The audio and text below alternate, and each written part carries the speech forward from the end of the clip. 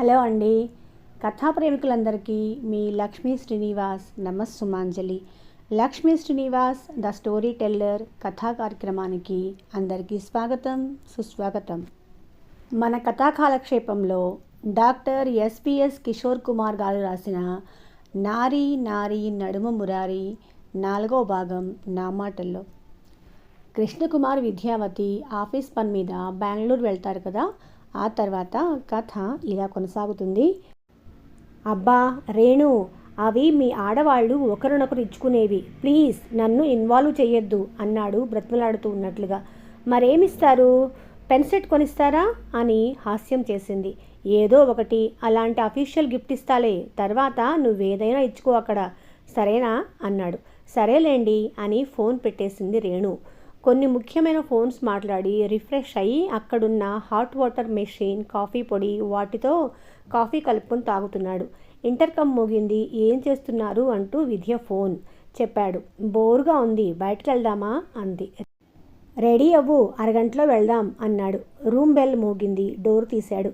ఎదురుగా విద్య చక్కటి చుడీదార్లో పొడి జుట్టుకు క్లిప్ పెట్టి సహజ సౌందర్యంతో మెరిసిపోతుంది. ఒక్కసారి చూపు మరల్చుకోలేకపోయాడు. అబ్బా ఏమందం అనుకున్నాడు మనసులో. నన్ను లోపలికి రానిస్తారా, లేకపోతే అలానే చూపులతో తినేస్తారా అంది నవ్వుతూ. రా విద్య, కూర్చో, జస్ట్ 2 minutes అన్నాడు. జోనల్ మేనేజర్కి, జనరల్ మేనేజర్కి ఫోన్స్ చేసి మీటింగ్ ఏర్పాట్లు వివరించి చెప్పాడు. పద ఇక వెళ్దాం అన్నాడు. ఇద్దరూ లిఫ్ట్లో కిందకు దిగారు. చాలా బాగుంది కదా హోటల్ అంది విద్య. అవును, ఎక్కడికి వెళ్దాం అని అడిగాడు. 7 అయింది కదా, బయటకు వెళ్ళి చూద్దాం అంది. రిసెప్షన్లో కీస్ హ్యాండ్ ఓవర్ చేస్తుంటే, సార్ నైట్ డిన్నర్ కాంప్లిమెంటరీ అంది రిసెప్షనిస్ట్. బయటకు వచ్చి చూస్తే పక్కనే పెద్ద మాల్ కనిపించింది. మాల్లో కాసేపు తిరుగుదామా అన్నాడు. ఓకే అంది. రేణు, మోహిత్ బర్త్డే గిఫ్ట్స్ ఇచ్చారు నీకు, నేనే ఇవ్వలేదు, ఏమిచ్చేది అన్నాడు. నాకా అంటూ కృష్ణకుమార్ మొహం వైపు చూసి అడిగింది. ఏమిస్తారు అని. నువ్వే చెప్పు, నాకేం తెలుసు, మీకు ఏది నచ్చితే అది ఇవ్వండి అంది. ఫ్లైట్లో ఆల్రెడీ ఇచ్చారుగా అనబోతూ ఆగింది. సరదా కన్నా తను సీరియస్గా తీసుకుంటాడు. రెస్టారెంట్ కనిపించింది, కాఫీ తీసుకుందాం అన్నాడు. అబ్బా ఎన్నిసార్లు కాఫీ తాగుతారు? కాఫీ అంది. జస్ట్ 4 times a day అన్నాడు నవ్వుతూ. అవును కానీ నిన్నొకటి అడగాలి విద్య, నీ డెసిషన్ కరెక్టేనా విడాకుల గురించి? ఎందుకంటే జీవితంలో అతిపెద్ద నిర్ణయం కదా అది. మీ పిల్లలిద్దరూ ఏమన్నారు? అంతా హడావుడిగా జరిగిపోయింది. నేను కూడా నీతో వివరంగా డిస్కస్ చేయలేదు ఈ విషయం గురించి. జీవితంలో తోడు చాలా అవసరం, అందుకే మళ్ళీ అడుగుతున్నాను, ఏమీ అనుకోవద్దు అన్నాడు. నా నిర్ణయం కరెక్టే, నేనంత తొందరగా ఏ నిర్ణయానికి రాను. పెళ్ళైన మొదటి రోజు నుంచే నా కష్టాలు మొదలయ్యాయి. మా పిల్లలు కూడా చాలా నరకం అనుభవించారు అతని విషయంలో. అతనితో నా జీవితం ఒక పీడకల్లాగే భావిస్తాను అంది. Okay okay, leave it. నేను కరెక్ట్గా చేస్తున్నానా అని చెక్ చేసుకునేందుకు అడిగాను. ఇవన్నీ పెద్ద నిర్ణయాలు కదా, అందుకని. కాఫీ తాగి ఇద్దరూ లేచి ఒక్కో షాప్ చూస్తూ వెళ్తున్నారు మాట్లాడుకుంటూ. ఎన్నో కబుర్లు, ఎన్నో జోక్స్. అలా సరదాగా 2 గంటలు మాల్లో తిరిగి హోటల్కి వచ్చారు. ఓ టాబ్లెట్స్ మర్చిపోయాను అంది. హోటల్లోనే ఉందిగా ఫార్మసీ, ఏం కావాలి చెప్పు, నేను తీసుకొస్తాను అన్నాడు. పర్వాలేదు, నేను తీసుకుంటాలేండి, డిన్నర్ అయిన తర్వాత అంది కంగారుగా. ఓకే అన్నాడు. రెస్టారెంట్ కిందనే ఉంది. బఫే డిన్నర్ ముగించుకొని రూమ్కి వెళుతూ, పద ఫార్మసీ షాప్కి వెళ్దాం, నేను వస్తాను నీతో అన్నాడు. మీరు వెళ్ళండి, నేను తీసుకొని వస్తాను అంది. నేను వస్తాను పదా అన్నాడు. స్లీపింగ్ పిల్స్ మైల్డ్ డోస్ తీసుకుంది ప్రిస్క్రిప్షన్ చూపించి. బయటకు వచ్చేటప్పుడు అడిగాడు, ఎందుకు ఇలాంటి టాబ్లెట్స్ వాడే అవసరం అంటూ. రాత్రిపూట భయంగా ఉంటుంది, నిద్ర పట్టదు, అందుకే అప్పుడప్పుడు వీటి అవసరం ఉంటుంది. వచ్చేప్పుడు మర్చిపోయాను తీసుకురావటం అంది. అవి లేకుండా మేనేజ్ చేయకూడదు? నా వల్ల కాదు. ఈ 30 ఏళ్ల మ్యారిటల్ లైఫ్లో నన్ను ఈ టాబ్లెట్స్ చాలాసార్లు ఆదుకున్నాయి. దుఃఖం బలవంతంగా ఆపుకుంది. ఇక మాట్లాడలేదు కృష్ణకుమార్. తన రూములోకి వెళ్ళబోతూ అడిగాడు, ఒంటరిగా పడుకోగలవా? లేకుంటే నా రూమ్లో పడుకో, ఎలాగూ సపరేట్ బెడ్స్ ఉన్నాయి కదా అన్నాడు. పర్వాలేదు, ట్రై చేస్తాను.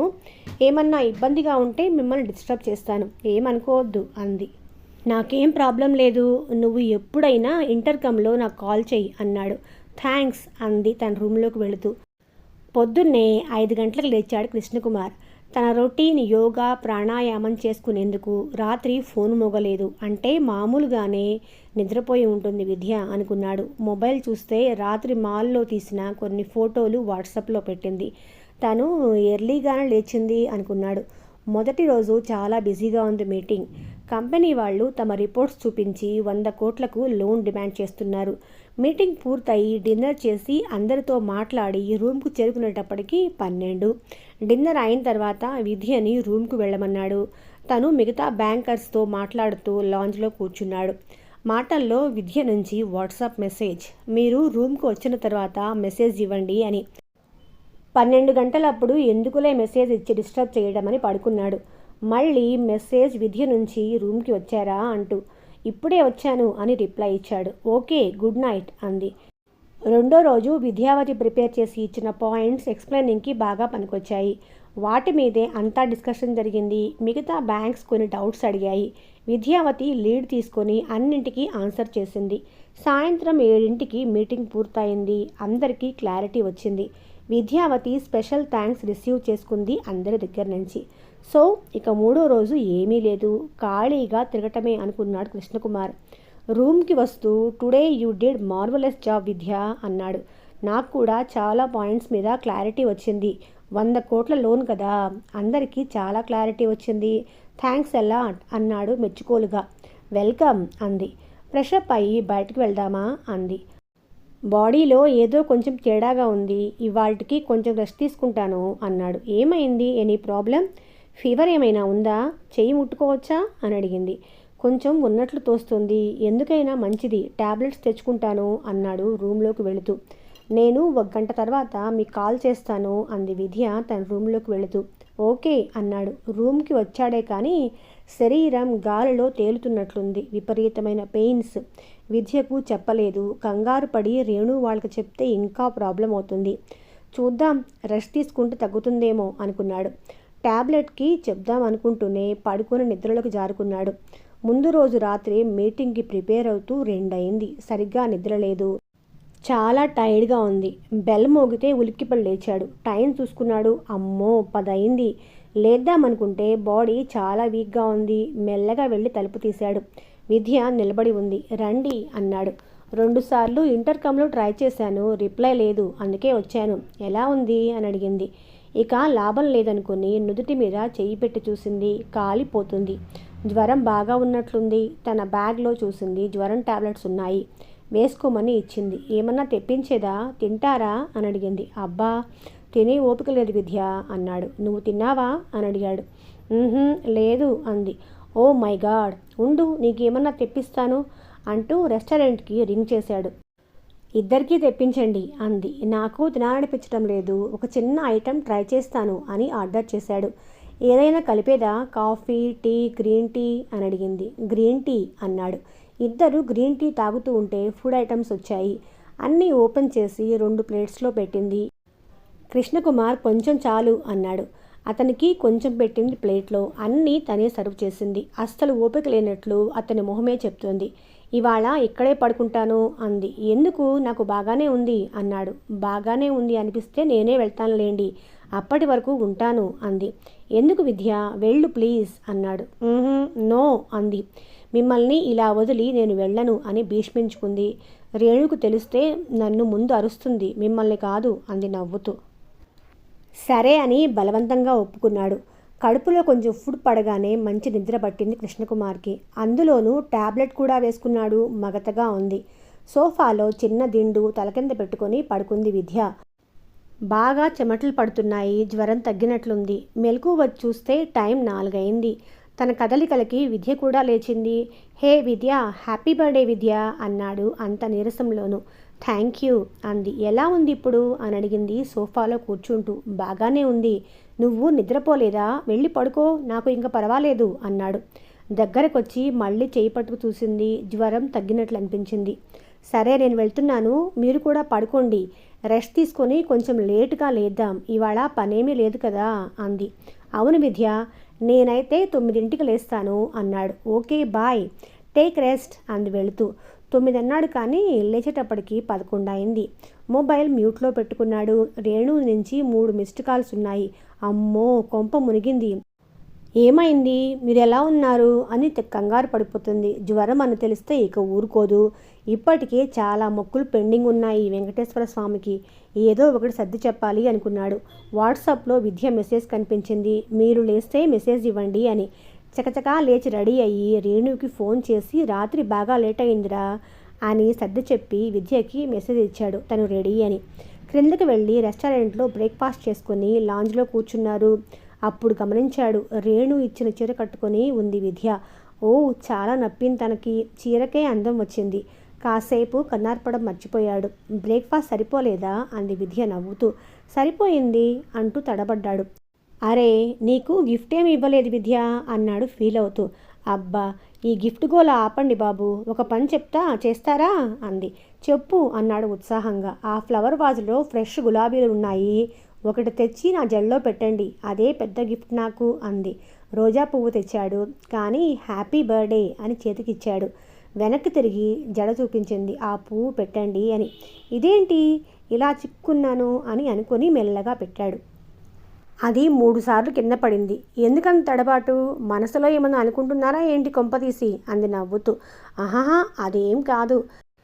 ఈసారి తనకిష్టమైన స్మాల్ టైల్లో పెట్టాడు. థ్యాంక్స్ అంది. ఈ గిఫ్ట్ చాలు నాకు, మీరు నాకు ఇంకేం ఇవ్వక్కర్లేదు. ఏదన్నా గుడికి తీసుకెళ్ళండి, కాస్త టైం స్పెండ్ చేసి వద్దాం. ఓకే అంటూ రిసెప్షన్లో కనుక్కున్నాడు దగ్గరలో గుళ్ళేమైనా ఉన్నాయా అని. క్యాబ్ బుక్ చేసి ఇద్దరూ చాముండి హిల్స్కి వెళ్ళారు. విద్యతో అలా తిరుగుతూ ఉండడం హాయి గొల్పినా మనసులో ఆమెపై ఎలాంటి ఆలోచన కలగకుండా జాగ్రత్త పడ్డాడు. ఒక మంచి స్నేహితురాలిగా చూడటం, మాట్లాడటం మొదలుపెట్టాడు.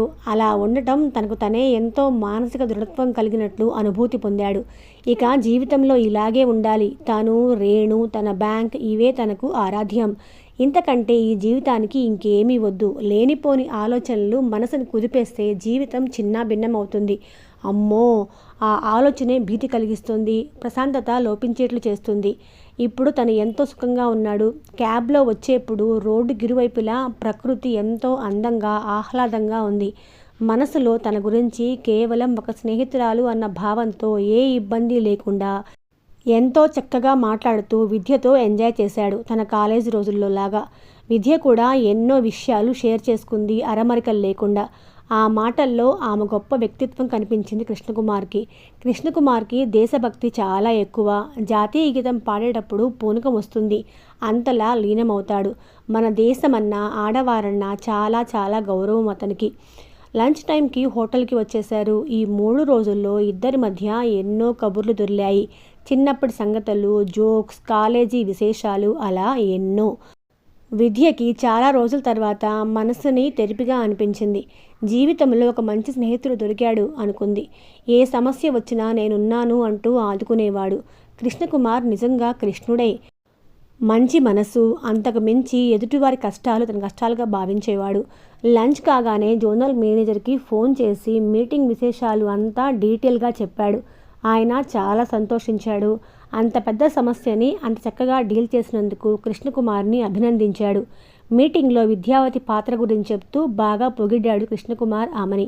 పక్కనే కూర్చుని వింటున్న విద్యకి కృష్ణకుమార్ అలా పొగట్టం చాలా ఆనందం, కొంత ఇబ్బంది కలిగించింది. జోనల్ మేనేజర్ ఫోన్లో ఇద్దరినీ బాగా మెచ్చుకున్నాడు. ఫోన్ పెట్టేసిన తర్వాత విద్య వైపు తిరిగి చెప్పాడు మనసారా. మన జోనల్ మేనేజర్ గారు బాగా ఎగ్జైట్ అయ్యారు. ఆయన ఈ మీటింగ్ గురించి చాలా భయంగా ఉన్నాడు, ఎలా జరుగుతుందా అని. ఇప్పుడు హ్యాపీగా రిలాక్స్ అయ్యారు. మీటింగ్ సక్సెస్ అయినందుకు విద్యకి చాలా థ్యాంక్స్ చెప్పాడు. ఈ క్రెడిట్ మీకే దక్కుతుంది అన్నాడు నిజాయితీగా. విద్య సిగ్గుపడుతూ అంది, నేను చేసింది చాలా తక్కువ సార్. అంతా మీరేగా సారథ్యం వహించి కొత్త కొత్త ఆలోచనలతో అందరినీ మెప్పించి శభాష్ అనిపించారు. ఉండొచ్చు, కానీ స్ఫూర్తినిచ్చింది మాత్రం మీరే అంటూ విద్య వైపు తిరిగి అన్నాడు. పొగడ్తలు చాలు బాబు, ఇక పదండి. రూమ్కి వెళ్ళి సర్దుకొని రెడీ అవ్వాలి అంది విద్య. 3 గంటలకి చెక్అవుట్ చేసి ఎయిర్పోర్ట్కి వెళ్ళారు. 6 గంటలకి హైదరాబాద్ ఫ్లైట్. సీట్ బెల్ట్ పెట్టుకున్నాక మనసులో గట్టిగా అనుకున్నాడు, ఈ ప్రయాణంలో లాస్ట్ టైంలా ఎలాంటి కుదుపులు రాకుండా చూడమని. అలా వచ్చి మళ్ళీ విద్య తనపై వాలటం, లేనిపోని ఆలోచన కలగటం అవేమీ లేకుండా ప్రశాంతంగా ల్యాండ్ అయ్యేట్లు చూడమని తను అమితంగా పూజించే ఆంజనేయ స్వామికి చెప్పుకున్నాడు. తన మనసులో మాట అర్థమైనట్లు విద్య తన వైపు చూసి కొంటెగా నవ్వుతూ అంది, కంగారు పడకండి బాస్, ఈసారి మీపై వాలన లేండి, మీకు ఎటువంటి ఛాన్స్ ఇవ్వను అంది. కృష్ణకుమార్ బాగా సిగ్గుపడ్డాడు. చాలా స్ఫురద్రూపి ఈ విద్య అని మనసులో మెచ్చుకున్నాడు. 8 కల్లా విద్యని ఇంటి దగ్గర డ్రాప్ చేసి తను ఇల్లు చేరాడు. రేణుని చూడగానే అబ్బా అని మొహం చేతుల్లోకి తీసుకున్నాడు ఆప్యాయంగా. 3 రోజులకే అంత మిస్ అయ్యారా నన్ను అంది రేణు అతని తల నిమురుతూ.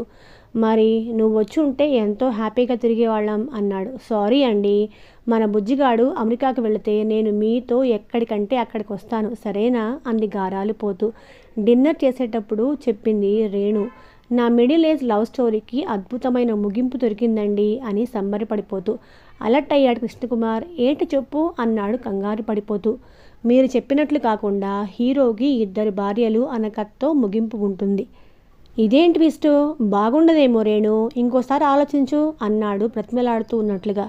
వెబ్ సిరీస్ వాళ్ళకు కూడా అలానే ముగింపు కావాలన్నారు. నేను చెప్పింది వాళ్ళకి ఎంతో నచ్చింది అంది. ఏమో నీ ఇష్టం రా అన్నాడు అన్యమనస్కంగా. తమ మధ్య నవల ముగింపు విషయంలో జరిగిన సుదీర్ఘ చర్చ అతని మదిలో బోలెడు సంశయాలకు చోటిచ్చింది. రేణు చెప్పే ముగింపు తన జీవితానికి అర్థం కానుందా అన్న మీమాంసలో పడ్డాడు. ఎందుకో అతనికి ప్రశాంతంగా సాగుతున్న తన జీవితంలో కొత్త మార్పులు తలెత్తి కొత్త సమస్యలకు దారి తీసేట్లు పదే పదే అనిపిస్తోంది. కానీ ఏం చేయగలడు? మనమంతా విధి చేతిలో కీలుబొమ్మలం కదా, అది ఎలా ఆడిస్తే అలా ఆడాల్సిందే, తెలిసి తప్పు చేయకూడదు అనేది అతని సిద్ధాంతం.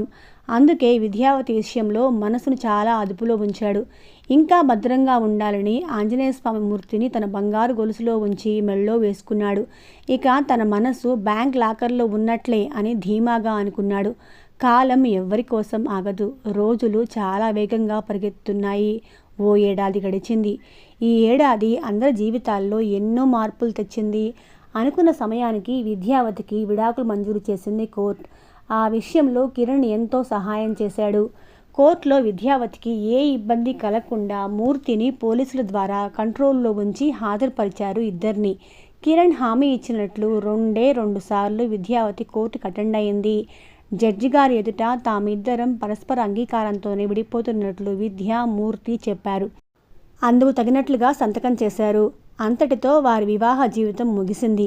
విద్య మూర్తి వైపు కన్నెత్తి కూడా చూడలేదు. అతను పెట్టిన హింస గుర్తుకు వచ్చి మనసులోనే కుమిలిపోయింది.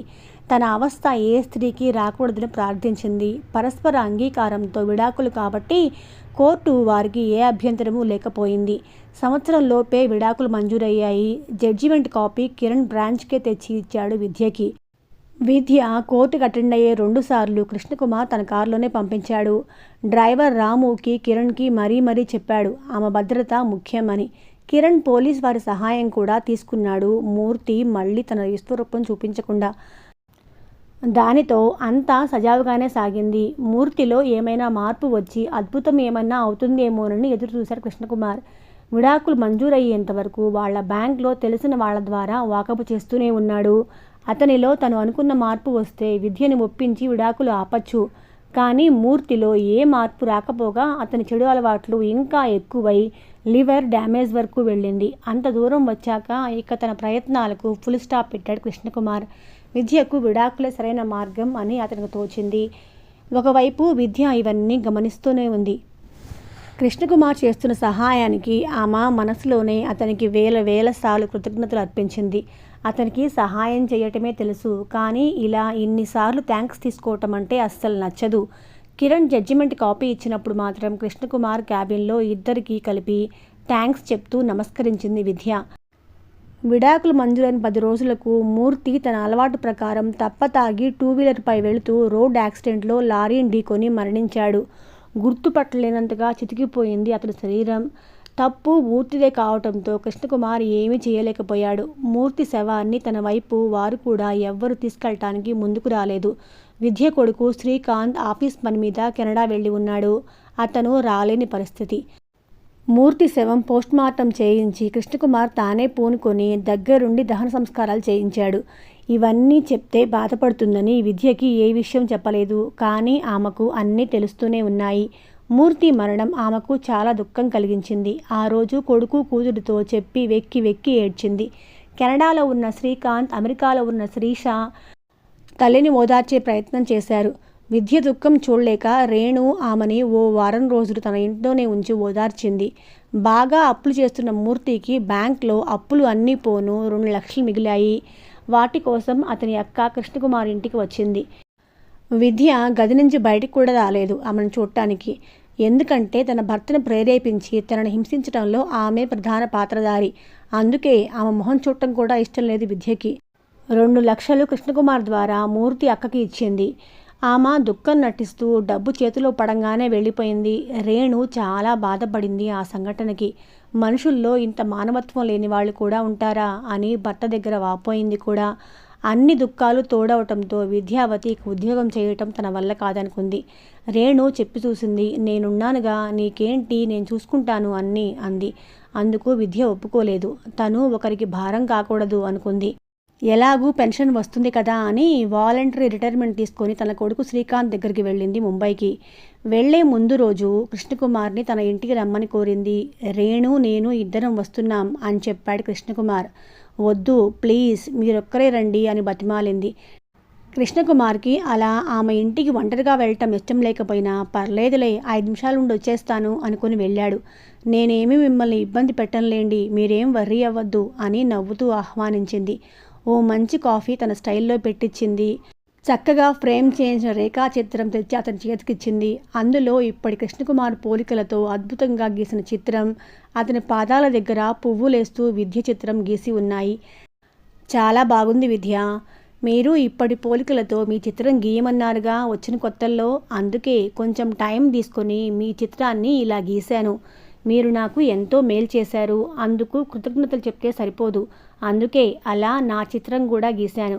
మీరు చేసిన సహాయానికి మీకు జీవితాంతం రుణపడి ఉంటాను అంది విద్య గద్గద స్వరంతో. ఓ థ్యాంక్స్ విద్య, చాలా బాగుంది చిత్రం. ఇక సహాయానికి వస్తే అంత పెద్ద మాటలు ఎక్కువేమో అనిపిస్తుంది నాకు. నా మిత్రుడిగా నాకు చేతనైంది నేను చేశాను, అంతకంటే ఎక్కువేం లేదు. అందువల్ల ఈ రుణాలు అలాంటి పెద్ద పెద్ద మాటలు వద్దు ప్లీజ్. జీవితంలో నీకు ఎప్పుడైనా ఎలాంటి సహాయమైనా నేనుంటాను నీ పక్కనే. అది గుర్తుంచుకో చాలు. నీకు ముందు ముందు కూడా అంతా మంచి జరగాలని నా కోరిక. ఎక్కడున్నా హ్యాపీగా ఉండు. రేణు మాత్రం జీవితాంతం నిన్ను వదలదు. అంతగా నిన్ను ప్రేమిస్తోంది, తన తోబుట్టులాగే నిన్ను భావిస్తోంది. మరి ఉంటాను అని బయలుదేరాడు కృష్ణకుమార్. ఈ ఒక్క మారన్నా మీ పాదాలు తాకచ్చా అంది విద్య. నీ ఇష్టం అన్నాడు కృష్ణకుమార్.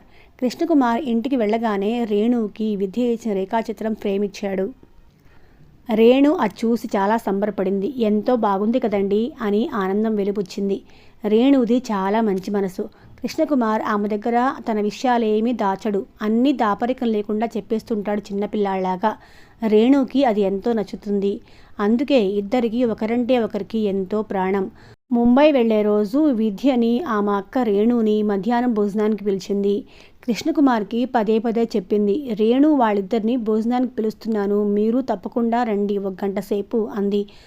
పలుమార్లు ఫోన్లు కూడా చేసింది. బ్యాంక్లో బాగా బిజీగా ఉండటంతో ఇంటికి వెళ్ళలేకపోయాడు కృష్ణకుమార్.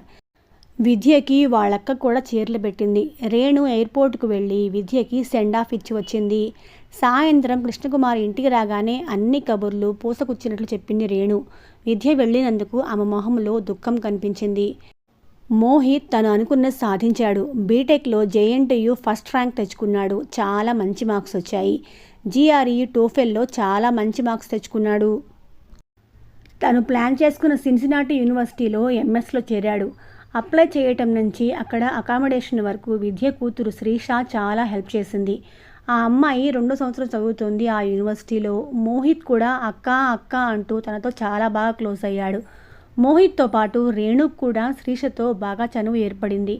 మోహిత్ యూనివర్సిటీలో జాయిన్ అయినప్పుడు శ్రీష తనే రిసీవ్ చేసుకుని అన్ని ఏర్పాట్లు చేసింది. దాంతో రేణుకి శ్రీష మీద ప్రేమ పెరిగిపోయింది. విద్యతో కూడా రోజు రేణు వాట్సాప్లో వీడియో కాల్స్ మాట్లాడుకుంటుంది. అవన్నీ కృష్ణకుమార్ విన్నా వినకపోయినా రాత్రి ఏకరువు పెడుతూనే ఉంటుంది. అతను అన్యమనస్కంగానే వింటుంటాడు. కోటి బ్రాంచ్లో టార్గెట్స్ రీచ్ అయ్యి అద్భుతమైన పెర్ఫార్మెన్స్ కనబరిచినందుకు ఏటా ఇచ్చే ప్రమోషన్స్లో కృష్ణకుమార్కి డిప్యూటీ జనరల్ మేనేజర్గా ప్రమోషన్ ఇచ్చి ముంబైకి జోనల్ మేనేజర్గా వేశారు బ్యాంక్ వారు. ముంబై అనేటప్పటికీ రేణు ఎగిరికంతేసినంత పనిచేసింది. ఇంకేముంది, విద్యకు తరచూ కలుస్తూ ఉండొచ్చు అని హ్యాపీగా ఫీల్ అయ్యింది. కృష్ణకుమార్కు ఇచ్చిన బ్యాంక్ క్వార్టర్స్కు దగ్గరలోనే విద్య ఉండే అపార్ట్మెంట్. విద్యావతి, రేణు మధ్య వాట్సాప్ హాట్లైన్గా మారి రోజంతా బిజీగా ఉంటున్నారు కబుర్లతో. తరచూ వారానికి 2 సార్లు కలవటం మొదలుపెట్టారు విద్య, రేణు. అప్పుడప్పుడు కృష్ణకుమార్ ఇంటికి వచ్చేటప్పటికి విద్య ఎదురవుతుంది. వాళ్ళిద్దరి మధ్య బ్యాంక్ విషయాలు తప్ప మాటలు ముందుకు పోవటం లేదు. రేణు, విద్యల మధ్య రాకపోకలు బాగా ఎక్కువయ్యాయి. కృష్ణకుమార్ వర్క్లో బాగా బిజీ కాబట్టి అవి పట్టించుకోవడం మానేశాడు. విద్య వాట్సాప్ మెసేజెస్ కూడా ముఖ్యం అనుకుంటేనే స్పందించేవాడు, లేకుంటే అస్సలు చూసేవాడు కాదు. రేణుకి తన రచనల గురించి చర్చించేందుకు ఇప్పుడు విద్య ఫుల్ టైం శ్రోతగా దొరికింది. అమ్మయ్య అనుకున్నాడు కృష్ణకుమార్ తనకు ఆ బాధ్యత తప్పినందుకు. విద్య కూడా ఓపిగ్గా రేణు కథలన్నీ విని తన ఆలోచనలు చెప్తుంది. అది రేణుకి ఎంతో నచ్చింది కూడా. రేణు సీరియల్ వెబ్ సిరీస్లో సూపర్ డూపర్ సక్సెస్ అయింది. ఆ విషయంలో మాత్రం చాలా అసంతృప్తి కలిగింది కృష్ణకుమార్కి. ఆ సీరియల్లో అంతా చూశాడు కానీ ముగింపు మాత్రం చూడకుండా చాలాసార్లు తప్పించుకున్నాడు. ఎందుకంటే రేణు హీరోకి 2 హీరోయిన్లతో ముడిపెడుతుంది చివర్లో. ఆ ఒక్కటి కృష్ణకుమార్ అభిప్రాయానికి వ్యతిరేకం. అందుకే ముగింపు చూడటం చాలాసార్లు దాటవేశాడు. అయినా పెద్దగా పట్టించుకోలేదు రేణు ఆ విషయం. తానొకటి తలిస్తే దైవం ఇంకోటి తలుస్తుంది అనేది సామెతే కాదు, యథార్థం కూడా. విధిచేవి వింతలన్నీ మతిలేని చేష్టలే అని ఒక కవిగారు తన సినిమా పాటలో అన్నట్లు ఒక్కోసారి విధి తమాషాలు చేస్తూ ఉంటుంది, తన తడాకా ఏంటో మనుషులకు చూపించేందుకు. అలాంటి ఒక తమాషా కృష్ణకుమార్ జీవితంలో అనూహ్యంగా జరిగింది. అతని జీవితాన్ని మలుపు తిప్పింది. కాలం మౌనంగా తన పని తాను చేసుకుపోతున్న తరుణంలో ఓ రోజు రేణు ఫోన్ చేసి కృష్ణకుమార్ని ఇంటికి త్వరగా రమ్మని చెప్పింది. ఎంత తెమిలినా 6 గంటలైంది. మరి జోనల్ మేనేజర్ కదా, బ్యాంక్లో బిజీగా ఉంటాడు అతను. ఇంటికి రాగానే అతనికి ఇష్టమైన ఆనియన్ పకోడీ టిఫిన్ పెట్టి వేడి ఫిల్టర్ కాఫీ ఇచ్చింది రేణు. ఏంటబ్బా ఈ స్పెషల్ ఎఫెక్ట్స్ అనుకున్నాడు. తను ఎప్పుడు చీరలు, బంగారం లాంటివి కోరదు. అసలు తమ వైవాహిక జీవితంలో అలాంటి పేచీలు ఎప్పుడూ లేవు ఇద్దరి మధ్య. మిమ్మల్ని ఒకటి అడుగుతానండి అంది గోముగా. అడుగు అన్నాడు ఏమై ఉంటుందా అని ఒకవైపు ఆలోచిస్తూ. నాకు ఒక్కతే ఇంట్లో బోరు కొడుతుంది అంది ఇండైరెక్ట్గా. పనమ్మాయిని కాస్త నేను వచ్చే వరకు ఉండమను, కబుర్లు చెప్తూ ఉంటుంది. నీకు హిందీ బాగా వచ్చుగా, తను కూడా కథలు చెప్తుంది, అవి మీ సీరియల్స్కి బాగా పనికొస్తాయి అన్నాడు నవ్వుతూ. అది కాదు అంటూ మూతి సున్నాలా చుట్టింది. అలా చేస్తే అది ఆమె ప్రయోగించే బ్రహ్మాస్త్రం అన్నమాట. ఎవరెస్ట్ లాంటి కృష్ణకుమార్ ఆ అస్త్రానికి ఆశాంతం కరిగిపోతాడు. ఆ విషయం ఆవిడికి బాగా తెలుసు. చెప్పరా రేణు, నీకేం కావాలరా బుజ్జి అని దగ్గరికి తీసుకున్నాడు రేణుని. ఆ సమయంలో మాట్లాడేటప్పుడు అతని వాయిస్లో మంచు కురుస్తూ ఉంటుంది. భార్యని కోపగించుకున్న దాఖలాలు అతని డైరీలో అస్సలు లేవు. కసురుకోవటం కూడా అస్సలు లేదు ఇప్పటి వరకు. ఆవిడకి ఎంతో మర్యాద ఇస్తాడు, అది అతని నైజం. నేను అడిగితే మీరు నో అనకూడదు అంది గారాలు పోతూ. ఇక తట్టుకోవటం కష్టమైంది కృష్ణకుమార్కి. అదేదో చెప్తే కదా బేబీ అన్నాడు. వెబ్ సిరీస్లో నా సీరియల్ ఎండింగు మీకు బాగా నచ్చింది కదా అంది అతని మొహంలోకి కొంటెగా చూస్తూ. మింగలేక కక్కలేక పొలమారినట్లు ఏదో అనబోయాడు కీచుగొంతుకతో. నాకు తెలుసులేండి, ఆ 2 భార్యల అంశం మీకు బాగా నచ్చింది అవునా అంది. ఏదో పనున్నట్లు లేవబోయాడు. రేణు వదల్లేదు. విద్యక్కను మీరు పెళ్లి చేసుకోవాలి అంది ఇక నాంచకుండా. పక్కలో బాంబు పడ్డట్లు ఉలిక్కిపడ్డాడు. నిశ్చలమైన సరస్సు లాంటి అతని జీవితంలో ఒక పెద్ద బండరాయి పైనుంచి దొర్లి దబాలన పడ్డట్లు ఫీలింగ్. ఇక తను నోరు విప్పకపోతే పెద్ద ప్రమాదంలో పడేలాగున్నాడు. రేణు, నువ్వేం మాట్లాడుతున్నావు నీకు అర్థమవుతుందా? ఇలాంటివి నిజ జీవితాల్లో ఎక్కడా ఉండవు. అసలు నీకు ఈ ఆలోచన ఎందుకు వచ్చింది? ఇది చాలా ప్రమాదం రా రేణు, ప్లీజ్ అలాంటి ఆలోచనలు మానుకో. ఇప్పుడు తనకేం బాగానే ఉంది కదా కొడుకు దగ్గర. మీరిద్దరూ వారంలో 3 రోజులు కలుస్తున్నారు, ఇంకేం కావాలి? ఇలాంటి నిర్ణయం వలన నాకెంత ప్రమాదమో ఆలోచించావా? వద్దు రేణు, ప్లీజ్ ఇలాంటివి మనకొద్దు. ఇలా అయితే నేను వేరే ఊరికి ట్రాన్స్ఫర్ చేయించుకుంటాను అన్నాడు గట్టిగా. ఎంత గట్టిగా అన్నా కోపం మాత్రం లేదు అతని స్వరంలో. అతని బలహీనత రేణుకి బాగా తెలుసు. భార్య మాటను కాదనలేడు, ఎందుకంటే ఆమెను తనకంటే ఎక్కువగా ప్రేమిస్తాడు కనుక. ఆ రోజు నుంచి ఇంట్లో మూభావంగా ఉండటం మొదలుపెట్టాడు. అలాగైనా రేణు తన మనసు మార్చుకుంటుందేమో అని. తన సమస్యను ఎవరికి చెప్పుకోవాలో తెలియలేదు కృష్ణకుమార్కి. ఇదొక వింత సమస్య. ఎవరైనా వింటే నవ్వుతారు. ఎవరితో చెప్పినా తనకు అభాస్పాలు తప్పదు. లోకమంతా తన వైపే చూసి నవ్వుతున్న ఫీలింగ్. ఒక నెల అతి భారంగా గడిచింది. ఈ నెల రోజుల్లో ఇంటికి ఆలస్యంగా రావటం, పొద్దున తొందరగా వెళ్ళటం చేస్తున్నాడు. అంతా గమనిస్తూనే ఉంది రేణు. ఆమెకు మటుకు తన మాట నెగ్గుతుందన్న నమ్మకం ఉంది. అందుకే తను బెట్టుగా ఉంది, ఏమీ పట్టించుకున్నట్లు. కృష్ణకుమార్ ఒక్కో రోజు కరిగిపోదామని మనసులో అనుకున్న భవిష్యత్తు తలుచుకుని ఇద్దరి భార్యల నడుమ తనను ఊహించుకొని మనసు గట్టి చేసుకునేవాడు. ఈ విషయంలో ఏమైనా అద్భుతం జరిగి రేణు మనసు మారితే అలా అని కనిపించిన దేవుళ్ళకి దేవతలకి భారీగా మొక్కుకున్నాడు. అటువైపు రేణు కూడా అలాగే మొక్కుకుంది. ఇంకో 2 నెలలు గడిచాయి. రేణులో ఏ మార్పు లేదు. తన పాటికి తను వండి డైనింగ్ టేబుల్ మీద పెట్టేది. కృష్ణకుమార్ వడ్డించుకొని తినేవాడు. రచనల్లో బిజీగా ఉండటం ప్రాక్టీస్ చేస్తోంది. ఓ కంట భర్తని గమనిస్తూ. భార్య రచనలంటే భయం పట్టుకుంది కృష్ణకుమార్కి. ఇలాంటి కొత్త కొత్త వింత ఆలోచనలు వచ్చి అవి రచనలుగా మారి జనాల మీదకు వైరస్లా విరుచుకుపడితే పాఠకలోకానికి దిక్కెవరు అన్న దిగులు పట్టుకుంది. అందులో ఇలాంటి రచనలకి వ్యాక్సిన్ కూడా ఉండదు. చూస్తుండగానే 6 నెలలు గడిచాయి. రేణు మాత్రం వీసమెత్తని కరగడం లేదు. రోజు రోజుకి గట్టిపడుతోంది. ఇక తప్పలేదు కృష్ణకుమార్కి. సరే తనే మాట్లాడి చూద్దాం అని ఆ రోజు ఇంటికి తొందరగా వచ్చాడు. తగ్గితే తప్పేముంది అనుకున్నాడు. అందులోనూ తను అమితంగా ప్రేమించే తన భార్య దగ్గర ఏమీ తప్పులేదు అని మనసు పదే పదే చెప్పింది. ఇంటి గుమ్మంలో అడుగు పెడుతూనే రేణు, విద్య మాటలు బిగ్గరగా వినిపిస్తున్నాయి. ఏవో జోక్స్ వేసుకుంటున్నారు. పెద్దగా నవ్వుతున్నారు. ఓ ఇద్దరు ఇక్కడే ఉన్నారు. ఇవాళ ఇక తాడో పేడో తేల్చుకోవాలి అనుకొని ఫుల్ హ్యాండ్స్ పైకి మడుచుకున్నాడు. రేణు అని గట్టిగా అరవబోయి అలవాటు లేక రేణు అని మార్ధవ్ స్వరంలోనే అభ్యర్థిస్తూ ఉన్నట్లుగా పిలిచాడు. పిలిచిన తడవుగా రేణు వచ్చింది. అతని పిలుపు కోసం ఎంతగానో వేచి చూస్తున్నట్లు, పరితపిస్తూ ఉన్నట్లుగా. ఈ నారీ మధ్య మురారి పరిస్థితి ఏమవుతుందో ముందు ముందు చూద్దాం. ఈ ప్రయాణంలో మీరు కూడా భాగం అవ్వాలి తప్పకుండా. అలా భాగమయ్యేందుకు నా కథలు నచ్చినట్లయితే నేను చెప్పే విధానంలో ఏమైనా మార్పులు చేర్పులు ఉంటే సూచించండి.